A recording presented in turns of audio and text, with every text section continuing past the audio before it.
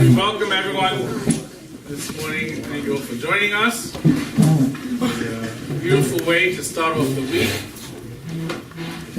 Today's speaker really doesn't need much introduction. He's been nice enough to come the last 2 years and speak to us. I really appreciate it. But I just want to say one thing. Often when we introduce people, learn about Judaism, and so they get associated with some color rabbis right away. And the question always becomes, so where do I fit in? Like, what am I supposed to be doing? I'm a hardworking guy. I'm supporting a family. Where do I fit in the scheme of things? Is that what's expecting me to drop everything and go to a yeshiva and spend full-time Torah study? So the importance of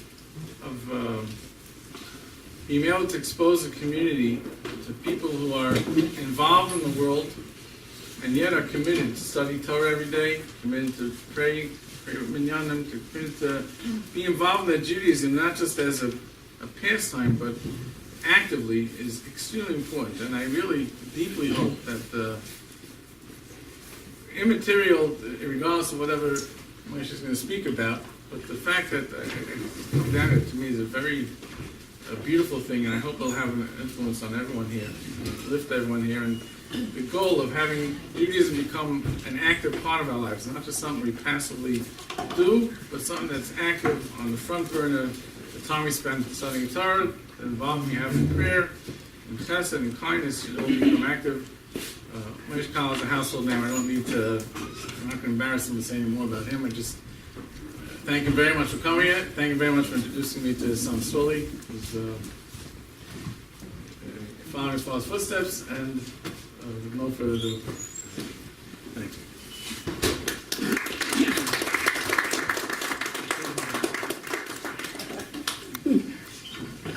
you. So first, I want to thank everybody here for being here and for inviting me back. I have an admission to make. I'm extra thankful that I was telling the rabbi before. So what happened was, about a month ago, my wife had this great idea that today we would take the entire family, the kids, the grandkids, to the circus. Yeah, I have 4 grandchildren. So, as a doting dad and grandpa, I didn't have much of a choice, and I booked the tickets, and I put a hat on my calendar, and then the rabbi called me, and he emailed me, and I looked at my calendar, and I saw that I had to be back in New York for a 4 o'clock circus. And I said, okay, I have enough time to come and speak and make my way back, and everything will be fine. And my wife said, you sure you're going to be back by 2? And I said, yeah, I don't see any reason why not. And she said, 2:15, we're leaving. So anyway, last night, my daughter says, can you, before you leave, just send us the tickets so we could print it. So, when you come and you start doing your thing and we're waiting, we need to know we have the tickets. So last night, I just pressed forward, and didn't take 2 minutes before the family chat, WhatsApp started going nuts. I saw a lot of OMGs and a lot of, oh no, what are we going to do? So what happened is that I thought I'd booked the 4 o'clock show, but meanwhile it was the 12 o'clock show. And I'm saying to myself, okay, this could work out. And so, there was a bunch of family members, and everyone says, oh, we could do it. And I was like, each time someone says we could do it, I'm like, okay. And I said, okay, so it looks like I'm the only one that can't make it. And I said, yeah, it's okay, we'll get someone else for your ticket. So my family hopefully will be enjoying your show at 12 o'clock. I'll be taking my time on the New Jersey Turnpike, relaxing, thinking okay, they're not getting home until 5 o'clock, and Baruch Hashem, so thank you. So it's, everything is about Sheret, as you know, and as long as this video doesn't go to my wife and kids, we're good. So talking about Sheret, I asked Rabbi Trubitsky, what do you think I should speak about? He said, people like to hear personal stories, and I know you have a couple of personal stories that you've shared with us, and perhaps you some new personal stories. So let me share with you some interesting things that have happened. I do want to start, with one introduction here. The rabbi mentioned my son Sruli.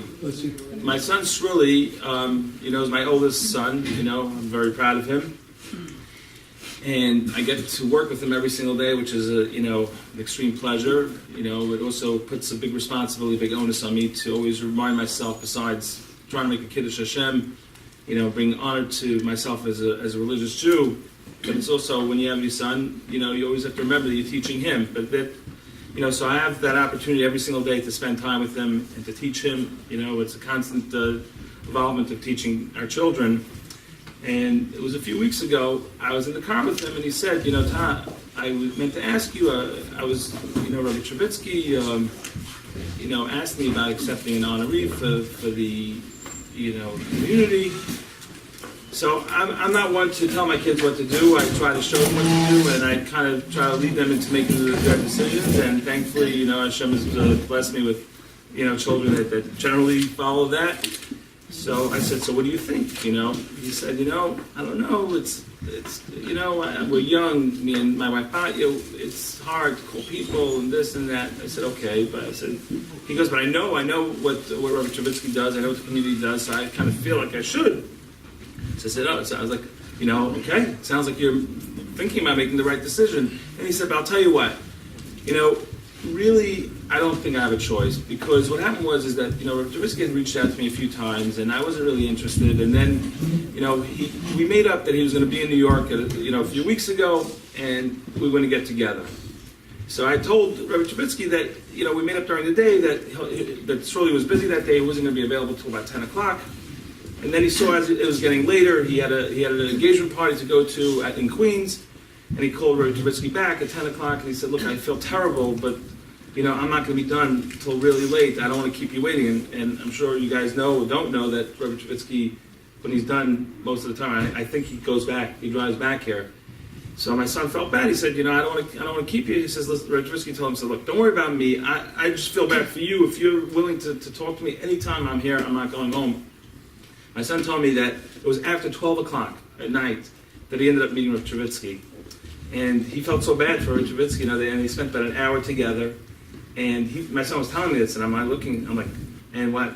So obviously you know what the answer is, right? I don't have to tell you. He goes, yeah, you're right. I know what the answer is, and we're going to accept the honoree. So, this is reminiscent of Hanukkah. We just finished the holiday of Hanukkah. And, I'm sure many of you know the story. There were many miracles that occurred. We celebrate the miracles of the lights, and we light the candles, but there was also a miracle that there was a very small army called the Hashmonaim that were able to persevere and beat a much larger army, which in itself was a tremendous miracle. And there's actually a Rashi in the Torah that says, when we say the prayer, we say, Rabim Miyad Me'atim, Hashem delivered salvation. We were able to beat a very strong Greek army, and Rashi actually explains that the amount of Hashmonaim there were 12. And you can imagine they weren't warriors. If they were Hashmonaim, they were probably yeshiva guys sitting and learning. I don't think that they, had any expertise in warfare. So it was an open miracle. So my Rebbe, Rav Asher Arieli, who happens to be a Rebbe of some other people here, asked the question. He goes, it's very interesting that if Hashem wants to make a miracle, what was the purpose of having 12? He could have decided, that all the Greek army can, get poisoned, they wouldn't wake up in the morning, and the miracle would be exceedingly great. If it's 12, what's the point of 12? So he said it's a tremendous lesson to learn, that, Hashem makes miracles all the time, but we have to do our shtadlus. We have to make our effort. So when people show that they're willing to go out there and make that effort, so 12 Hashmonaim who were, that when they went into this battle, there was no one thought that they would win this battle, not themselves included, but yet they realized they were fighting for their spirituality, for their, their future. And that's the lesson that we learn from them, is that when you make your effort, Hashem says, I'll do the rest. And I was thinking that it's very appropriate, for this community, Rabbi Trubitsky and the people that are with him. I have no doubt that there are miracles, and when every now and then Rabbi Trubitsky tells me another miracle had happened, another story. But the fact that the community is living in harmony, where you see so many different communities, even in Jewish, even in Israel, you see where there isn't harmony, and when you see, unfortunately, that in many areas where there's so much opposition to, I guess, really taking the Torah of spirituality and really making it meaningful and spreading it where there's such opposition, you really see that Hashem has blessed this community I have no doubt that just like the Chashmonaim, who showed that they were willing to make the effort, and that's the reason why there's a tremendous blessing over here. So it's a tremendous honor that my son has accepted the honoree, and the fact is, it's not because his father told him to, it's because he sees what Roy Trubitsky does, and that is a testament to everybody out here that's doing what they, and I'm sure the community that's sitting in this room has gone through difficult obstacles to be here. I don't mean literally today, but I'm talking about in their lives and making changes and really wanting to grow. So I guess you call me a CEO. It's interesting to hear myself say those words. I don't really consider myself a CEO. I'm a guy who has a company, a real estate development company. And, my job is or the role that I play is I have, an office in Brooklyn, New York. I'm fortunate enough to work right now, right where I live. And I tend to look for opportunities where I can find a piece of land and develop it and build it and usually, maximize the potential and, go through the process of getting it approved and built. And, Baruch Hashem, we've done some amazing projects. But, every single day that I go to work, what really brings me to reality and reminds me, what I'm there for each day is really to, bring God into the workplace. And that's not, I'm not a cure professional. I'm not a guy who goes out, trying to missionize people and say, this is what you need to do. But, the example that I try to set in the workplace with my employees and the people that I run into, whether they're Jewish, non-Jewish, is really, what's paramount is really to make an impact and to bring a light. We're the Jewish nation, that's our job, is to really prove to people that we hold ourselves to the highest standard because we're responsible to live to the highest standard. And in every instance, that's always what I think about. It's very easy to become greedy and think about your own success as being something that has to do with you. And of course, you have to make your ishtalos, you have to work hard, and you have to, plan, and you have to do what you have to do. But I see so often, I could literally stand up here for hours and tell you story after story of how I saw, how Hashem, showed me that I thought it was one thing and it turned out to be for the best. And I'll just tell you one brief story that I've said over many times is that we were building this big project in Brooklyn in 2007.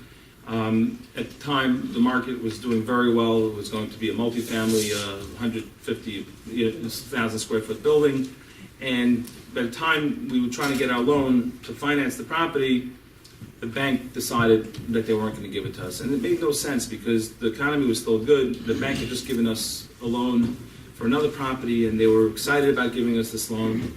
And no matter what we did, we couldn't get the chief lending officer to approve it. And it didn't make any sense because we already had a commitment. He said, "I'm not giving you the loan."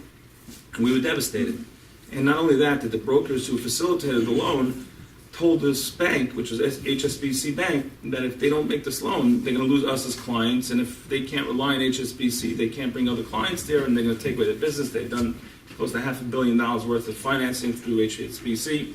No matter what, the guy refused to even talk to me, talk to the brokers. It made no sense. And, we were devastated because it was a $35 million loan, and here we are sitting with a piece of land that we couldn't develop. And this was, in 2008 came 2009, and the market collapsed, and we were in trouble there. And I remember thinking, if you would ask me, what if you had a prayer today, what's your prayer, at least in business? Say, I just got to get a loan to build this building. I just got to get a loan. Anyway, to make a long story short, it took me a few years after that to realize that loan would have allowed me to build a building that we would have failed because we designed the building that ultimately was designed for residential and commercial, and it was the wrong community. It didn't make any sense, and we thought it was the best thing for us to get that loan. And we tried and do everything possible, and no matter what, we couldn't get it. And I always say with the story that Baruch Hashem, we were able. A few years later, we were able to find a doctor. We entered into a partnership, and we built a beautiful medical building that was, very successful. Baruch Hashem. And I always say about that story. The lesson that I learned is that sometimes you pray for things that really are bad for you. So you always have to pray that don't pray that this should happen. Pray that Hashem, you know what's best for me, and accept my praise and turn it into the best thing for me. And I learned my lesson so many times that we put in an offer for a property for an RFP, and we work hard, and then we and it seems like we make our calculations. That's what we're supposed to do. But from that story, I was able to learn that The second I'm told that your offer wasn't accepted or you couldn't sell, whatever it is, I say, Hashem, I know that this is the best for me. Even though it seems, logically that's not the case, but that was a tremendous lesson I've learned. I don't think that I'm unique when it comes to my stories, and I tell you that I can literally write a book, of stories that I see Hashem's hands in my life. And I believe that really it's relevant for everybody. It's really, because I look at it and I say to myself, you know what? I see it because I open my eyes and I look for it. And if everybody who wanted to find it, they would find it themselves. But I see so many people that things happen, but they don't make the correlation. They don't connect Hashem to any of the events in their life. And unfortunately go through their life thinking that Hashem is not out there, Hashem is not listening, Hashem is not doing anything for them. So we have no relationship. He doesn't understand me. I don't understand him. Or some people say, I can talk to God when I need this thing. I can talk to him when I need that thing. But I don't need him in my business. Or I don't need him in my family. I don't need him in my relationships. But the point is that if you bring God into all those situations, you will see him. I just had an amazing thing happen just 3 days ago.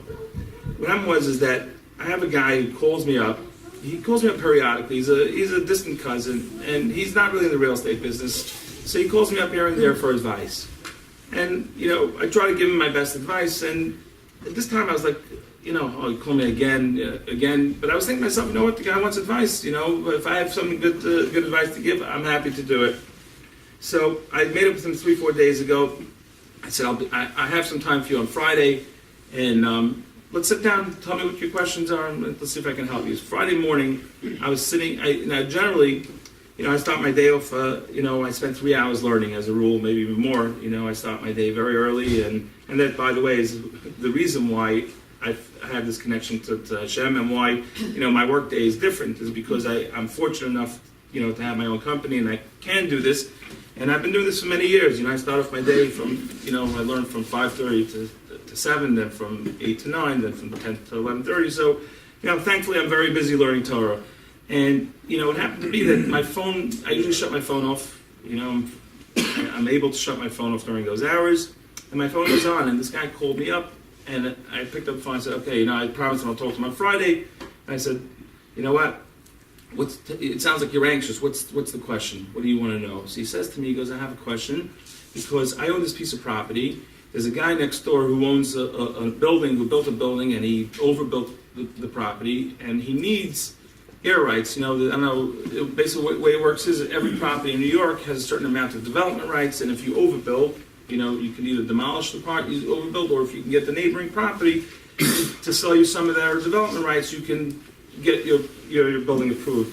So he says to me that the building that next door came to him, that they're desperate, they overbuilt, they have to knock down a portion of the building unless I sell it to them. So I said, okay, so what's your question for me? He goes, what do you think? He goes, obviously, I could take advantage of this guy, they're desperate, what is it that I should ask for?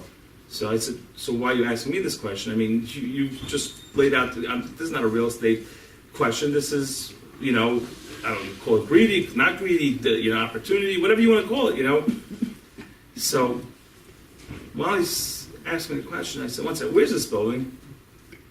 He describes what a building is. I said, I'm going to tell you why you asked me the question. So I said to him, I'm going to give you a quick answer. I said, let's talk more in detail. Tomorrow, this was on Thursday, because he was anxious to speak to me. I said, let's get together, but here's the story. What do you think? You think it's worth, the market would pay $200, so what do you think? Because, yeah, I think it's worth $200, maybe you think I should ask him for $1 million? I said, I think $1 million is a little aggressive. At the end of the day, come up with a number that you think is reasonable, but you have a right to the guy needs you. There's no mitzvah that you have to give it something away. It's not like this guy did something wrong. He overbuilt his building. It's not where a home is getting people in the home are getting evicted. I said, do what's right. I said, I'm going to tell you why you asked me the question. What happened was about 15 years ago, a friend of family the couple was going through a very nasty divorce. And they were the ones that actually were partners in this building. And I remember, about 15 years ago, the current owner of the building had done something terrible to this couple. And we're very close to the wife. My wife is a very close friend of the wife. And, the guy saw an opportunity to really, really take advantage of them. They were partners in the building. to the extent that I remember walking into the building because this lady came to my house crying that this guy is trying to steal the building from her in the business and we don't have any money to fight. And I walked in there with my partner and we said, listen, I'm just telling you one thing. You know, you're not fighting with her, you're fighting with us, you're fighting with everybody. And I'm telling you, I'm not getting involved in your dispute, but you will not step on this lady, you will not destroy her and take everything away from her. I remember to the extent that the guy threatened to call the police, and I said, you go ahead, you can call the police, but I'm just telling you right now, you will deal with us if you do the wrong thing. And as it turned out, after that story, I never heard about this again. I knew that they were fighting in court or whatever, so I'm saying to myself that that's the building. So I texted this girl out of nowhere. I said, I have the most random question for you I have to ask you. Does this guy owe you any money? So she said, no. I said, what happened in the end? She's like, well, now you're asking me about the story. So she ended up telling me that what happened was that this guy took advantage, took the building, took the business, is literally printing money over there. But they knew that she didn't have the ability to fight. And they were supposed to get paid, let's say $1 million over an 8-year period.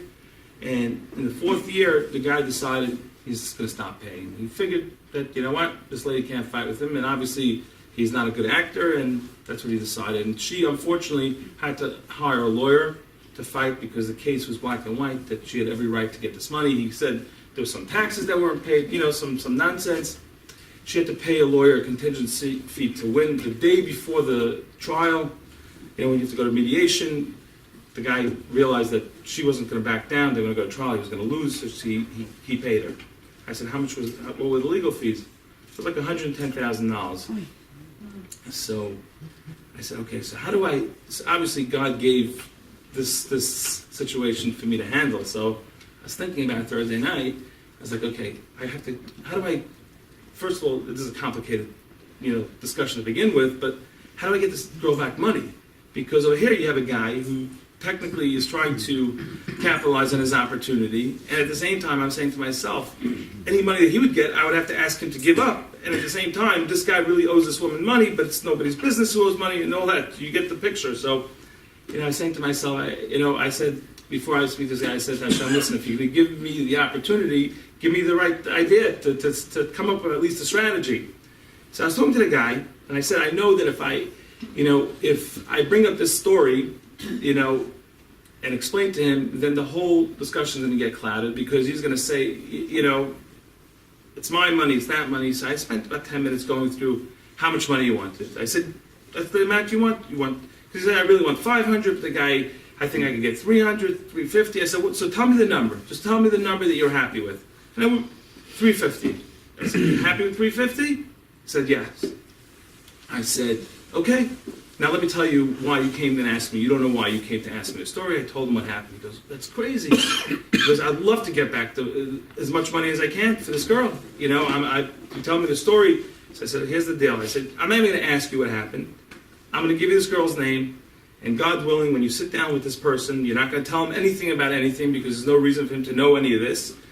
And at the end of the day, anything you get above that, you want to give it to her, you'll be doing a tremendous act of charity. And he said, I promise you that I'm going to work very hard to get more money, and anything that's above that amount of money, I will give to her.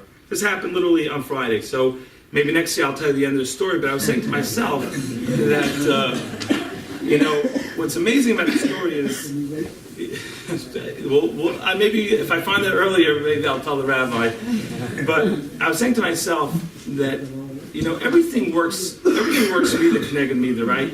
Hashem runs the world. It's a complicated world, and we always see things that happen that don't make sense, and we say, why? This happens, that happens. And really, we don't know. And we see that, it seems like the people that are not the best people are the ones that are, enjoying life. So if you took this story in itself, and you looked at the two sides of the story, and you just simply looked at the guy running his business, probably making millions of dollars a year in that building, and you look at this girl who unfortunately did not end up on the right side of the aisle. She struggles, and you say, it's not right. It's not right, but, who are we to judge? But every once in a while, Hashem says, let me show you what's right and wrong. After 120 years, you'll know everything, but here's a little way to look at it. And I was saying to myself, what's amazing about the story is that this girl suffered for 3-4 years. I mean, she wrote me a long text about the case, that for 3 years this guy made her go through a court to try to collect money that she was entitled to. And this was money that she needed, and he knew that she needed it. And she suffered. And then, there's going to be an accounting that he'll have to give for that suffering that won't be, remedied with money. But at the end of the day, I was saying to myself that, one second, this guy, for the last couple of years, he's making millions of dollars, but he's not sleeping at night because he overbuilt, he can't, whatever his situation right now is affecting his life too. So whether he's not sleeping because it's millions of dollars that he stands to lose or whatever it is, Hashem has a program and a plan worked out for every single person in life. And there's no question about it that this guy, whatever happens at the end of the story will happen. But here you see just at least a snapshot of how God works in an interesting way. And no one gets away with anything. There's an accounting for everything. I want to tell you also, there was a story that I may have spoken about last time I was here. I don't know if you remember, but I want to, give you an update because it looks like it's a continuing story. If I'm invited back, some of the story that about a year and a half ago, on August 15th, my son Benjamin got married, and I ended up inviting a very close friend of mine. His name is Avram Grun. He had moved. We learned together for about 10 years as study partners, and he had moved to Cleveland.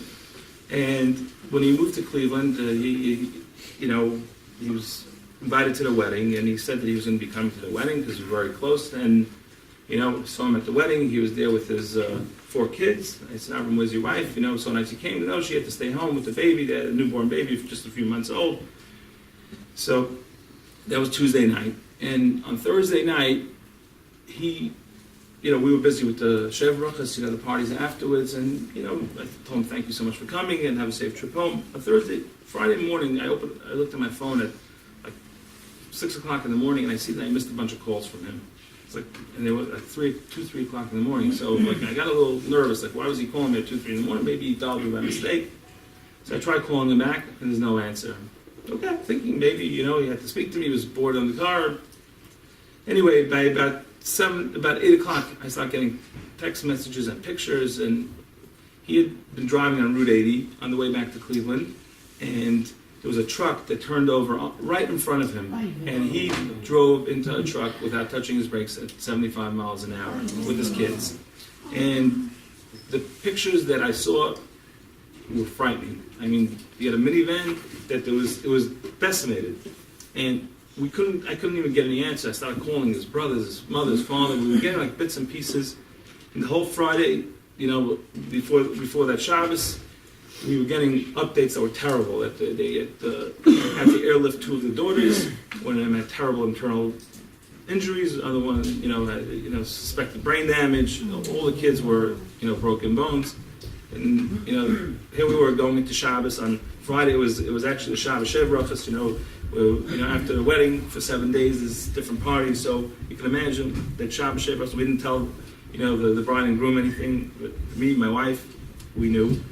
And the whole Shabbos, the only thing that we were thinking about was I can't open my phone after Shabbos because I just don't want to hear anything. It was frightening. And after Shabbos, I was able to reach a brother that had gone there, and he said that the situation is very critical, but thankfully, no terrible news.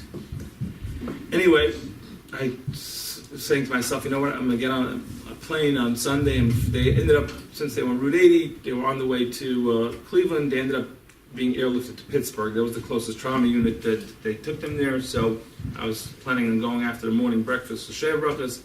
And it was 1 o'clock in the morning on Saturday night. And I'm I can't sleep. I'm just getting into my car. I have to go see what's going on. So I remember driving to Pittsburgh. I remember 6-7 hours. And just the whole time I'm thinking to myself, praying, please, this can't be. How could it be? Such an amazing guy.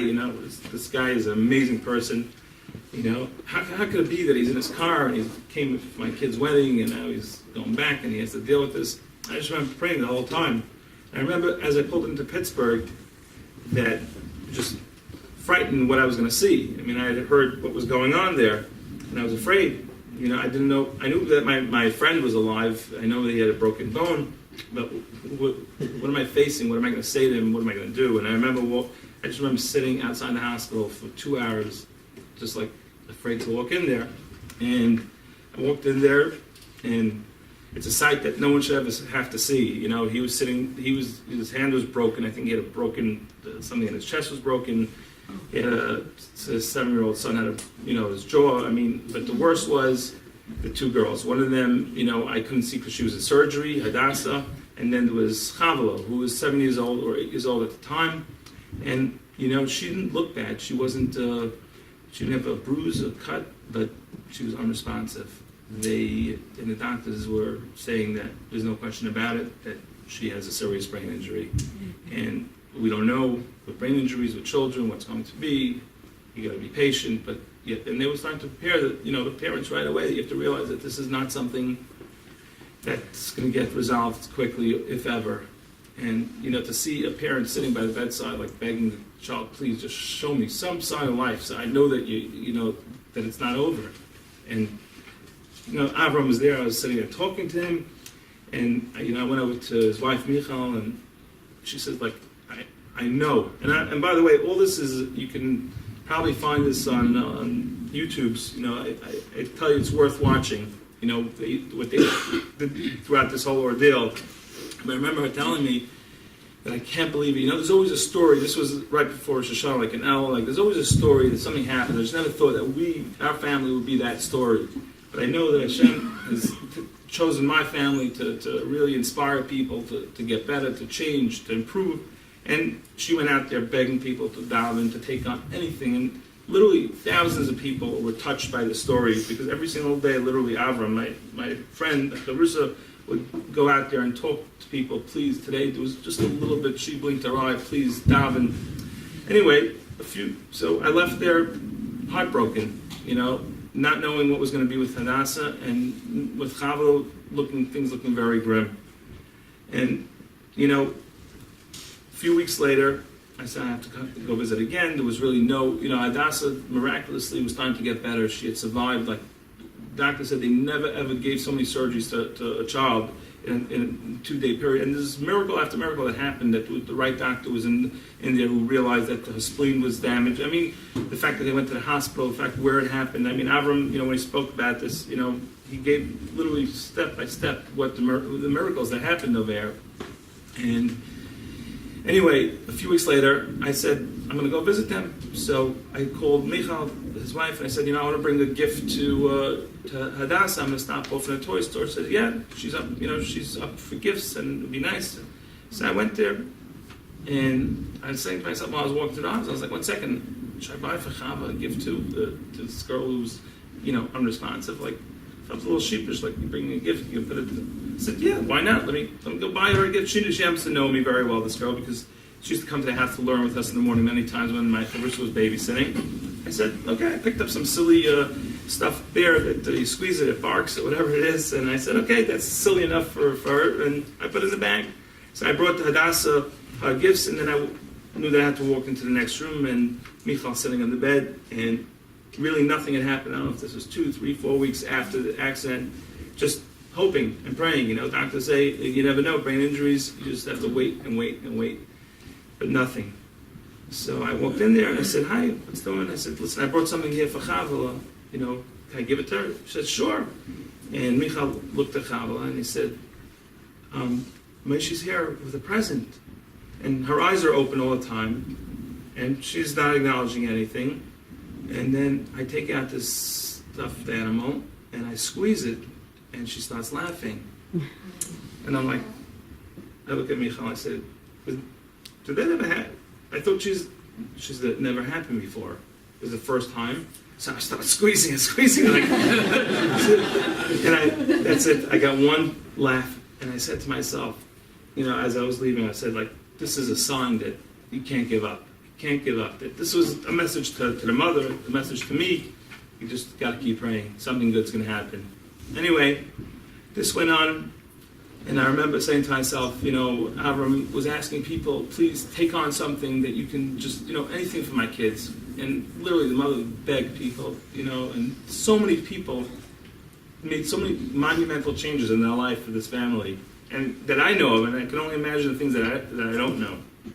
And what happened was that it was Rosh Hashanah, and I knew my friends was sitting in the hospital with their kids there. It was murder. They ended up transporting the kids to Cleveland Clinic because there was nothing at Pittsburgh they were able to do anymore. And they said, listen, this girl, you just have to hope, because it's not looking good. And the MRIs, and this showed real brain trauma. And they said, you have to be prepared, that this girl is not going to be who she was before if she's going to wake up. And, for parents to deal with that is just, beyond comprehension. And I just remember, Rosh Hashanah was coming, and I'm saying to myself, like, we have to get to home. We gotta have a miracle over here. And Rosh Hashanah came, no miracle. And I remember thinking to myself, Yom Kippur, that's it. I didn't die well enough. I have to do something that's very difficult. So I thought, like, what's a big thing I can do? I came up with this idea that was very difficult for me, and I said to myself, okay, that must be it. I took it as my own personal challenge over here, and I said to myself, I'm going to do it. And I know that after Yom Kippur, I'm going to call him up, and he's going to tell me, yeah, she's walking around and she's back to normal. But of course, it didn't happen. So Sukkot came, and they were in the hospital, with their daughter, and thank God, Hadassah miraculously started getting better, and she was really moving towards being fully better. She had a surgery, so that was a miracle in itself. And I remember sitting on Sukkot, I was thinking, the night of the 7th day of Sukkot, we get ready for Simchas Torah. We take out the Torah scrolls and we dance around. And I was saying to myself, I was sitting on the Sukkah learning. It was early in the morning, and I was saying, it just occurred to me, it was like, Hashem, it's like, what's going to be with the runes? What's going to be with Avram? He's going to sit in the hospital tonight with his, all the Jews are going to be dancing with the Torahs, and he's going to be stuck in the hospital. And it just like overwhelmed me that I felt like I should pray. And I remember for like 10 minutes, I was just like, please, you have to do it. You have to help. And I didn't make any plans, any deals. I didn't say, I'm going to do this, I'm going to do that. I just said, Hashem, you are the one that could make the change. And I remember I went to Shul to daven. I didn't think about it. And like a half hour before candle lighting, I got a call from, my wife was on the phone with Michal, and she says that, call Moshe, Avram wants to talk to Moshe.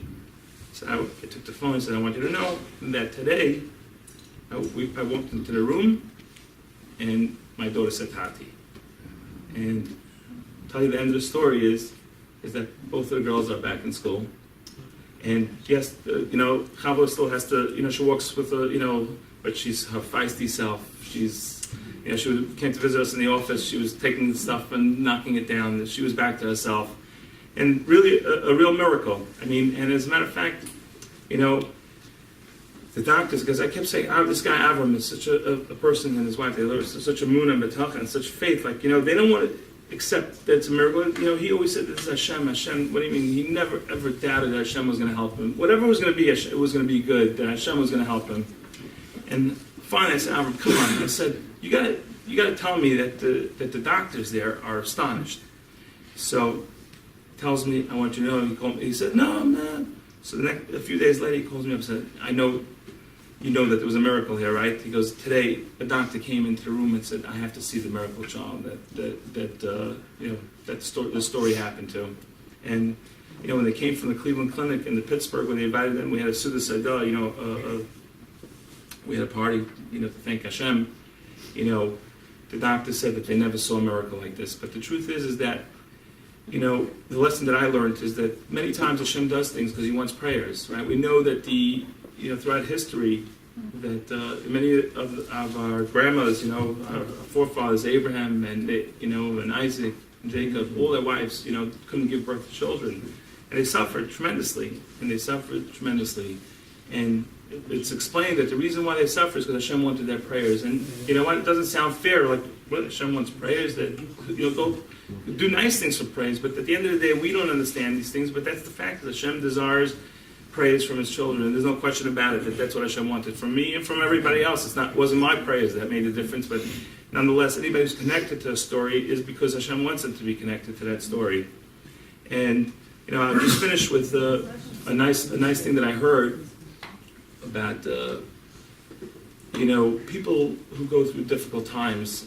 And we know the story about Joseph, right? This was in the past portion that we're reading about. It was an amazing story about what happened with the brothers, how they sold him, how they plotted to get rid of him because they thought that he was wrong, and they thought that he was doing the wrong things. And then when they came back, and Joseph said, "I am Joseph, and I'm alive. Is my father still alive?" At that moment, all the brothers, it became clear to them that all their calculations were wrong. And we learned from that Hashem says, in 120 years in the next world, one day, we'll see that all our calculations were wrong. So it's a way for us to realize that, so often that we make our, we make calculations thinking, and the result of those calculations end up in actions, and those actions for years, whether it's a fight with somebody that you thought they were wrong, and then for 25 years you don't speak, and then afterwards you wake up and like, oh my God, 25 years of actions that were based on a silly premise or on a wrong premise. And that's the lesson we learn from there. But we also learned something very, very, profound from the story is that, when Joseph was going through his terrible tribulations, and he was getting sold and he was getting thrown in the pit and they were trying to kill him, the Torah tells you how when Joseph was in the wagon, that there was a fine smell, like even though there was, being sold to servitude, and he knew that his life was, facing the most difficult time, but there was a nice smell. And it's like, the fact that the Torah mentioned such an insignificant detail. Can you imagine that you were being kidnapped and being sold, for the rest of your life, that if there was a nice air freshener in the car, that you were tied up with, that the Torah would even recognize that? But it's a tremendous lesson, is that so often, when we go through our challenges and we go through our difficulties, Hashem says, listen, open your eyes because I'm here with you. You have to go through this challenge. You have to go through this. But that smell is to remind you that I didn't forget about you.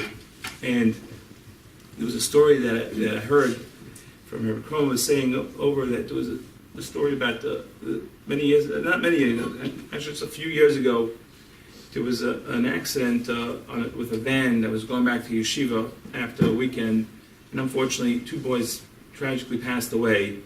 And the driver, naturally, the driver was injured, but he came out okay. And you can only imagine if you're the driver, God forbid someone's a driver of a vehicle, that 2 kids pass away. And he was devastated. He couldn't go on with life, and he was broken.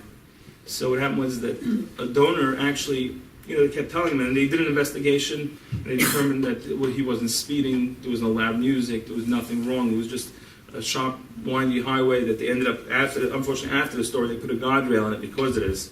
So he wasn't at fault, but unfortunately, he was suffering terribly. So what was that there was a nice person who said, I'm going to donate 2 tickets to Israel for this young man, and he can go with it. He can choose any rabbi that he wants, that he's part of the school, to go to Israel to pray and go to rabbis, to get chizuk, to get strength from them. And he ended up going to various rabbis to get blessings, to reassure him that this was his package that he had to have, and not to give up, and not to be broken about it, and to continue with life. And he went to the Rabbi Shmuel Baron that they went to, who was a Rosh Yeshiva, and he said, he said something that I just heard this the other day, and it's something that was so powerful. He said that there was a story where a person was trying to have children, and they were struggling. It's many years ago. The Altar of Kelm. It's probably about 100-something years ago. And this Talmud wrote to his rabbi. He said, we're devastated. We've tried everything. The doctors have given up hope. And he wrote to his rabbi to pray for him, to get blessings. And he wrote in a letter to his rabbi. He said, it's taken such a toll on us that our avodas Hashem, our servitude, our service to Hashem, and our closest to Hashem is being compromised because of this. I can't learn, I can't study, I can't pray properly, I can't do, the most chasadim. Please, daven for me and bless me that, we should have a child.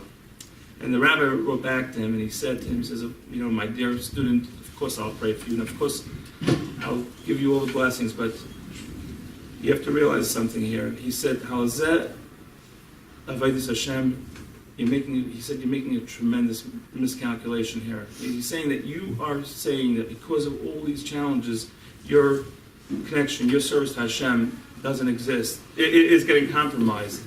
He said, you're missing the key here. He said, that is your avodas Hashem. That is your service to Hashem. That this struggle, this battle you have is what your connection to Hashem is. It means Hashem is giving you this to daven through it, to work through it. Don't look at it as a separate issue. And I said that's the most powerful thing I ever heard, because, you know, in life, everybody has challenges. And we always say, you know, we make our own calculations. You know, Hashem, if I had this, it would be better if I had that. And I don't understand if I do so much, why do I have a child like that? Then why do kids get sick and all that? Everybody is here for a reason, and everybody has a struggle. And we have to realize that is our service to Hashem, is to realize that it's given to us, so we should daven for that, so we should struggle for that, so we should get stronger through that. So my blessing to everyone here in this room is that, you know, the next time I come back here, hopefully it'll be in Jerusalem with everybody. But if we have to be in Ben Salem, hopefully it'll be a big, beautiful building with plenty of room, and you guys should continue growing in every which way, and the rabbi should continue and, you know, attracting great people to his community, and you should have lots of success there. Thank you.